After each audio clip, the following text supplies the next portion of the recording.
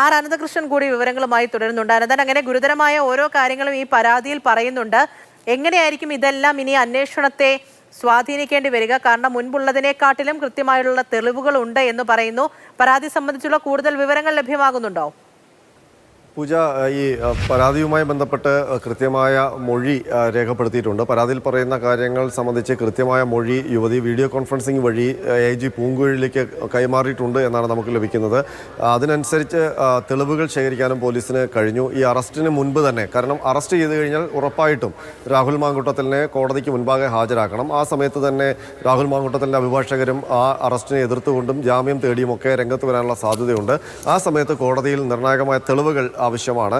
അപ്പോൾ ആ തെളിവുകൾ കൂടി ശേഖരിച്ച ശേഷമാണ് രാഹുലിൻ്റെ അറസ്റ്റ് എന്നുള്ള തീരുമാനത്തിലേക്ക് അന്വേഷണ സംഘം പോയെന്നാണ് നമുക്ക് മനസ്സിലാക്കാൻ കഴിയുന്നത്. ഈ പ്രധാനമായും യുവതി ഡിജിറ്റൽ എവിഡൻസുകൾ കൈമാറിയിട്ടുണ്ട്. രാഹുലുമായി ബന്ധപ്പെട്ട ശബ്ദരേഖകൾ, ചാറ്റിംഗ് ഡീറ്റെയിൽസ് ഒക്കെ കൈമാറിയിട്ടുണ്ട്. അതിനൊപ്പം തന്നെ മെഡിക്കൽ രേഖകൾ കൂടി കൈമാറിയിട്ടുണ്ടെന്നാണ് നമുക്ക് ലഭിക്കുന്ന വിവരം. അതിൽ പ്രധാനപ്പെട്ടത് ആരോഗ്യപരമായ കാരണങ്ങൾ, ഈ ഗർഭാവസ്ഥയിലൊക്കെ ഡോക്ടറെ കണ്ടതും ഒപ്പം തന്നെ ഭ്രൂണഹത്യയുമായി ബന്ധപ്പെട്ട ചികിത്സാ രേഖകളുമൊക്കെ അന്വേഷണ സംഘത്തിന് ലഭിച്ചു എന്നുള്ളതാണ്. അതിൻ്റെയൊക്കെ അടിസ്ഥാനത്തിലാണ് രാഹുൽ മാങ്കൂട്ടത്തിലിനെ അറസ്റ്റ് ചെയ്യാനുള്ള ഒരു തീരുമാനത്തിലേക്ക് അന്വേഷണ സംഘം പോയത്. എല്ലാ പഴുതുകളും അടച്ചുകൊണ്ടുള്ള ഒരു അറസ്റ്റ് എന്ന് തന്നെ വേണം മനസ്സിലാക്കാൻ. മാത്രമല്ല, രാഹുൽ രക്ഷപ്പെട്ടു പോകാനുള്ള സാധ്യത മുൻകൂട്ടി കണ്ടുകൊണ്ട് പാലക്കാടാണ് എന്നുള്ളതാണ് ഒരു പ്രശ്നം. പാലക്കാട് അതിർത്തി ജില്ലയാണ്, അതിർത്തി നഗരമാണ്. അപ്പോൾ അവിടെ നിന്ന് പെട്ടെന്ന് തന്നെ തമിഴ്നാട്ടിലേക്ക് കടക്കാനും അയാളുടെ സ്ഥിരം ഒളിവ് സങ്കേതമായ കർണാടകയിലേക്ക് പോകാനുമൊക്കെയുള്ള സാധ്യതയുണ്ട്. അതുകൊണ്ട് തന്നെ ആരെയും വിവരം അറിയിക്കാതെ വളരെ ചുരുക്കം പോലീസുകാരെ മാത്രം വെച്ചുകൊണ്ട് ഷൊർണൂർ ഡിവൈഎസ്പിയുടെ നേതൃത്വത്തിലുള്ള പ്രത്യേക സ്ക്വാഡിനെ നിയോഗിച്ചുകൊണ്ടാണ് ഈ ഓപ്പറേഷൻ പൂർത്തിയാക്കിയത്. അങ്ങനെയാണ് രാഹുലിനെ കസ്റ്റഡിയിലെടുത്തത്. ഇനിയിപ്പോൾ വൈദ്യപരിശോധനയ്ക്ക് ഹാജരാക്കും. അതിനുശേഷം മജിസ്ട്രേറ്റിന് മുന്നിൽ, മജിസ്ട്രേറ്റിൻ്റെ സമയം കിട്ടാൻ വേണ്ടിയുള്ള കാത്തിരിപ്പാണെന്നാണ് നമുക്ക് മനസ്സിലാക്കാൻ കഴിയുന്നത്. ചോദ്യം ചെയ്യലൊക്കെ ഏകദേശം പൂർത്തിയായി കഴിഞ്ഞു.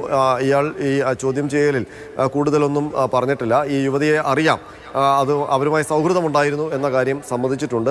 തൽക്കാലം പോലീസിന് അത് മതി. മറ്റ് നടപടികളെല്ലാം ഇനി കസ്റ്റഡിയിൽ വാങ്ങിയ ശേഷമാണ്. അത് ഏറ്റവും പ്രധാനപ്പെട്ട തെളിവ് ശേഖരണം അടക്കമുള്ള കാര്യങ്ങളാണ്. അതുപോലെ തന്നെ ഐഡൻറ്റിഫിക്കേഷനാണ്. അതിന് യുവതി നേരിട്ട് ഹാജരാകേണ്ടതുണ്ട്. യുവതിയുടെ രഹസ്യമൊഴി രേഖപ്പെടുത്തും എന്നുള്ളതാണ് ഇനിയുള്ള പ്രധാനപ്പെട്ട കാര്യം. അത് 164 എടുക്കാൻ വേണ്ടിയാണ് യുവതി നേരിട്ട് ഹാജരാകുന്നത്. അതിനുശേഷം യുവതിയുടെ വൈദ്യപരിശോധന കൂടി പൂർത്തിയാക്കണം. അപ്പോൾ ആ നടപടികൾ പൂർത്തിയാക്കി കഴിഞ്ഞാൽ രാഹുലിനെ കസ്റ്റഡിയിൽ വാങ്ങി കൂടുതൽ തെളിവെടുപ്പിലേക്കൊക്കെ പോകും. അപ്പോൾ രാഹുൽ മാങ്കൂട്ടത്തിലിൻ്റെ കുരുക്ക് ഈ കേസിൽ കൂടുതൽ മുറുകുകയാണ്. ഇതിനകത്ത് പെട്ടെന്ന് ജാമ്യം കിട്ടാനുള്ള സാധ്യതയില്ല എന്നുള്ളതാണ് പോലീസിൽ നിന്ന് തന്നെ ലഭിക്കുന്ന വിവരം. പൂജ, ആർ അനന്തകൃഷ്ണനാണ് വിവരങ്ങൾ നൽകിക്കൊണ്ടിരിക്കുന്നത്. അപ്പോൾ അങ്ങനെ നടപടിക്രമങ്ങൾ മുന്നിലേക്ക് പോവുകയാണ്. നടപടി അതീവ രഹസ്യമായിട്ടായിരുന്നു. മുൻപുള്ള പ്രശ്നങ്ങളൊന്നും തന്നെ ഇനി ബാധിക്കരുത് എന്നുള്ള തരത്തിൽ നേരിട്ട് രാഹുൽ മാങ്കൂട്ടത്തിന് മുന്നിലേക്ക് എത്തുകയായിരുന്നു അന്വേഷണ സംഘം. അങ്ങനെയാണ് പാലക്കാട് നിന്നും ഇപ്പോൾ രാഹുലിനെ കസ്റ്റഡിയിലെടുത്ത് കൊണ്ടുവന്ന് അറസ്റ്റിലേക്ക് കാര്യങ്ങൾ നീങ്ങിയിരിക്കുന്നത് എന്നുള്ളതാണ്. അപ്പോൾ അതീവ രഹസ്യമായിട്ടാണ്. ഒരാഴ്ച മുമ്പ് മുഖ്യമന്ത്രിക്ക് മുന്നിൽ നേരിട്ടെത്തിയ പരാതിയാണ്. അതിലാണ് ഈ നീക്കങ്ങൾ ഇത്രയും നടന്ന് രാഹുലിന്റെ അറസ്റ്റിലേക്ക് ഇനി പോകുന്നത്. അപ്പോൾ 10 മണിയോടുകൂടി വൈദ്യപരിശോധനയ്ക്കായിട്ട് കൊണ്ടുപോകും എന്നാണ് മനസ്സിലാക്കുന്നത്. ഉച്ചയ്ക്ക് കോടതിയിൽ ഹാജരാക്കിയതിനു ശേഷം ഹാജരാക്കുമെന്നാണ് മനസ്സിലാക്കുന്നത്. പരാതിയിൽ അതീവ ഗുരുതരമായിട്ടുള്ള കാര്യങ്ങൾ തന്നെയാണ് ഇപ്പോൾ നിലനിൽക്കുന്നതും അതിനെ സംബന്ധിച്ചാണ് പറഞ്ഞുകൊണ്ടിരുന്നത്. അപ്പോൾ ബലാത്സംഗമുണ്ട്, നിർബന്ധിത ഗർഭഛിദ്രമുണ്ട്, സാമ്പത്തിക ചൂഷണമുണ്ട്, ഭീഷണി ഉൾപ്പെടെയുള്ള കാര്യങ്ങൾ ഇതിൽ നിലനിൽക്കുന്നുണ്ട്. അങ്ങനെ അന്വേഷണം പല തലങ്ങളിലേക്ക് ഇനി നീങ്ങുന്നതായിരിക്കും. ഈ സാമ്പത്തിക ഇടപാടുകൾ ഉൾപ്പെടെയുള്ള കാര്യങ്ങൾ, ബാങ്ക് അക്കൗണ്ട് വിവരങ്ങൾ ഉൾപ്പെടെയുള്ളവ ഇനി ശേഖരിച്ച് മുന്നിലേക്ക് പോകേണ്ടതായിട്ടുണ്ട്. ഈ യുവതി കൈമാറുന്ന തെളിവുകൾ തന്നെയായിരിക്കും ഇതിൽ ഏറ്റവും പ്രധാനമായിട്ട് നിൽക്കുന്നത്. അപ്പോൾ മുൻപത്തെ 2 പരാതിയിൽ രാഹുൽ മാങ്കൂട്ടത്തിൽ ഉന്നയിച്ച വാദങ്ങളൊക്കെ തന്നെയും ഇതിൽ ഇനി മുന്നിലേക്ക് വെക്കാൻ പറ്റാത്ത തരത്തിലുള്ള തെളിവുകളാകാം ഒരുപക്ഷെ മുന്നിലേക്ക് വെക്കുന്നത് എന്നാണ് ഇപ്പോൾ സൂചനകൾ വരുന്നത്. അങ്ങനെയാണ് എന്നുണ്ടെങ്കിൽ രാഹുലിന് അധികം കഷ്ടപ്പെടേണ്ടി വരും. കുരുക്ക് മുറുകുകയാണ് എന്ന് തന്നെ പറയേണ്ടി വരും.